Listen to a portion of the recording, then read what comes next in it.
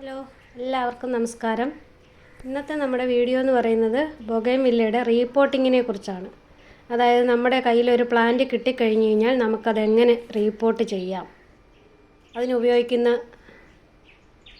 Soil mixture ഏത് രീതിയിൽ തയ്യാറാക്കണം, ഞാനിവിടെ ചെയ്യുന്ന രീതിയാണ് ഞാൻ കാണിക്കുന്നത്.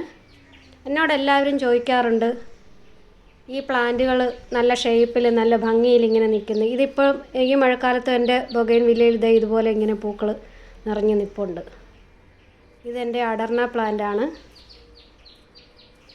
എല്ലാവരും ചോദിക്കാറുണ്ട് ഇതിങ്ങനെ ഇത്ര മനോഹരമായിട്ട് ഈ ഷേപ്പിൽ ഇങ്ങനെ എങ്ങനെ നിർത്തുന്നു എന്നുള്ളത്. ഞാൻ ആദ്യം പ്ലാന്റ് എൻ്റെ കയ്യിൽ കിട്ടിക്കഴിഞ്ഞാൽ അതിനെ നല്ല ഷേപ്പ് ചെയ്ത് കെട്ടിയൊക്കെ കൊടുക്കും. അതിനെക്കുറിച്ച് ഞാൻ വ്യക്തമായിട്ട് ഒരു വീഡിയോ ചെയ്തിട്ടുണ്ട്. അതിൻ്റെ ലിങ്ക് ഞാൻ ഡിസ്ക്രിപ്ഷൻ ബോക്സിൽ കൊടുത്തേക്കാം. താല്പര്യമുള്ളവർക്ക് അത് കയറി കാണാവുന്നതാണ്. ഇന്ന് ഞാൻ പറയുന്നത്, ഒരു പ്ലാന്റ് നമ്മൾ കിട്ടിക്കഴിഞ്ഞ് കഴിഞ്ഞാൽ ഏത് തരത്തിലുള്ള സോയിൽ നമുക്കതിന് ഉപയോഗിക്കാം, റീപോട്ട് ചെയ്യുന്നത് എങ്ങനെയാണ്, എങ്ങനെ അത് ചട്ടിയിൽ നിന്ന് ഇളക്കിയെടുക്കണം, ഇതിനെക്കുറിച്ചെല്ലാം വ്യക്തമായിട്ട് കാണിക്കുന്നുണ്ട് വീഡിയോയിൽ. എൻ്റെ ഈ പ്ലാന്റും ഞാൻ ഇതേ രീതിയിൽ ചെയ്തെടുത്തിട്ടുള്ളതാണ്. എല്ലാ പ്ലാന്റ്സും ഞാൻ ഇതേ രീതിയാണ് പിന്തുടരുന്നത്. നിങ്ങൾക്കും ഇത് താല്പര്യമുണ്ടെങ്കിൽ ഈ രീതി പരീക്ഷിച്ച് നോക്കാവുന്നതാണ്. അപ്പോൾ നമുക്ക് നേരെ വീഡിയോയിലേക്ക് പോകാം.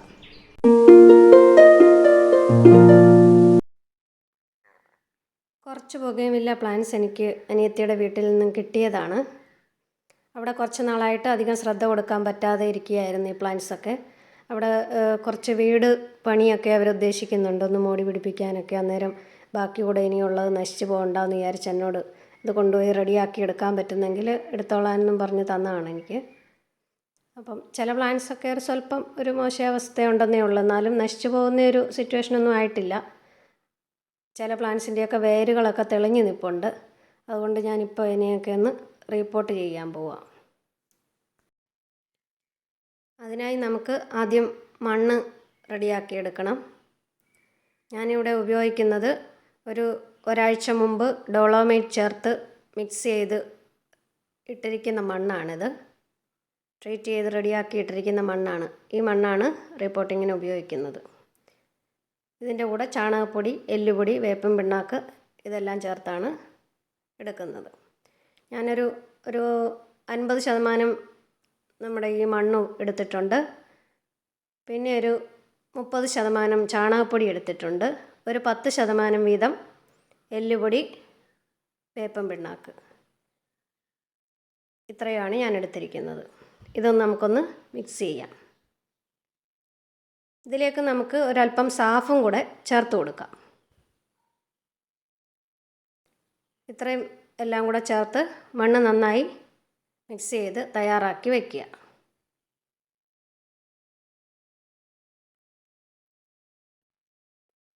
ഇനി നമുക്ക് റീപോട്ട് ചെയ്യേണ്ട പ്ലാന്റിൻ്റെ ചുവടൊക്കെ ഒന്ന് വൃത്തിയാക്കി അതിൻ്റെ ശിഖരങ്ങളൊക്കെ കട്ട് ചെയ്യാനുള്ളത് എന്തെങ്കിലും ഉണ്ടെങ്കിൽ അതൊക്കെ ഒന്ന് കട്ട് ചെയ്ത്, ഞാനിവിടെ ചില കമ്പുകൾക്കൊക്കെ ഉണക്കുണ്ടായിരുന്നു, അതെല്ലാം ഒന്ന് കട്ട് ചെയ്ത് കളഞ്ഞു.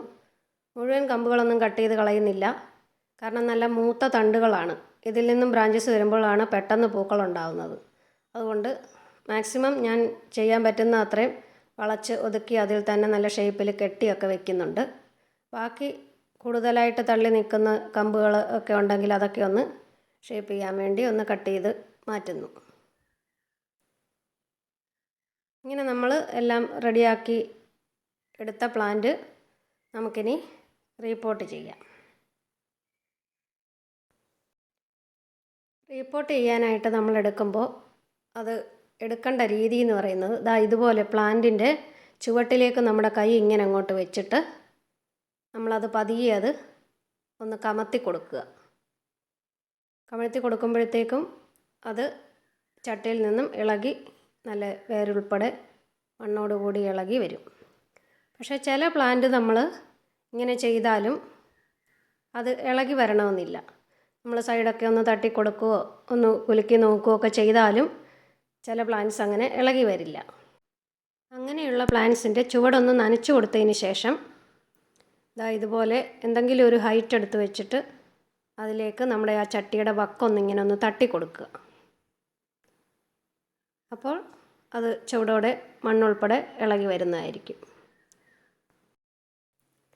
അതിനുശേഷം നമ്മുടെ ആ മണ്ണിനെ സൈഡെല്ലാം ഒന്ന് ചെത്തി ഒതുക്കി റെഡിയാക്കി എടുക്കണം.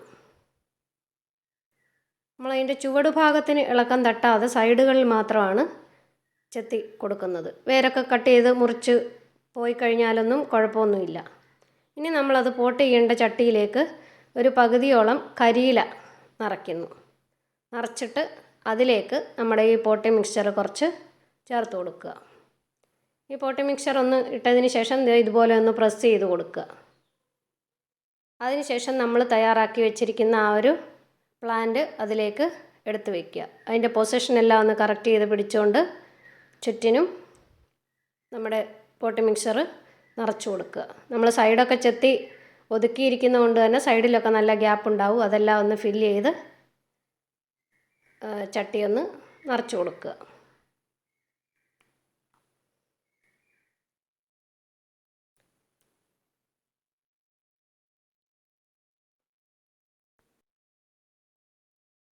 ഇങ്ങനെ സൈഡെല്ലാം ഒന്ന് കുത്തി ഫില്ല് ചെയ്ത് കൊടുക്കുക. ഇപ്പോൾ ഇത് റെഡി ആയിട്ടുണ്ട്. ഇനി നമുക്കതിനെ നല്ലവണ്ണം ഒന്ന് നനച്ചു കൊടുക്കാം. ഇതുപോലെ ഞാൻ ബാക്കിയുള്ള പ്ലാന്റ്സും കൂടെ ചെയ്യുന്നുണ്ട്. എല്ലാത്തിനെയും ഇതുപോലെ ചെയ്ത് എടുക്കുക. അതിനുശേഷം നമുക്കൊരു 2 ദിവസം ഒന്ന് തണലത്ത് വയ്ക്കാം. ഇതിൻ്റെ ചുവടിനൊന്നും ഒട്ടും ഇളക്കം തട്ടിയിട്ടില്ല. അതുകൊണ്ട് 2 ദിവസം ധാരാളം. അതല്ല ചെറിയ ഇതായിട്ട് നമുക്ക് ചെടിക്ക് പ്ലാന്റിന് ചെറിയ ഷേക്ക് വന്നിട്ടുണ്ടോ എന്ന് സംശയം തോന്നുകയാണെങ്കിൽ നമുക്ക് 1-2 ആഴ്ച തന്നെ തണലത്ത് വെച്ചതിന് ശേഷം അതൊന്ന് ഫ്രഷായും തോന്നിയിട്ട് നമുക്ക് വെയിലത്ത് വയ്ക്കാവുന്നതാണ്. ഈ പ്ലാന്റ്സ് എല്ലാം ഞാനങ്ങനെ റിപ്പോർട്ട് ചെയ്ത് വെച്ചിരിക്കുന്നതാണ്. ഒരു കുറച്ച് ദിവസത്തിന് ശേഷം ഇതിൻ്റെ അപ്ഡേറ്റ്സ് ഞാൻ വീഡിയോ കാണിക്കുന്നതായിരിക്കും. അപ്പോൾ എല്ലാവർക്കും വീഡിയോ ഇഷ്ടമായെന്ന് കരുതുന്നു. Thank you.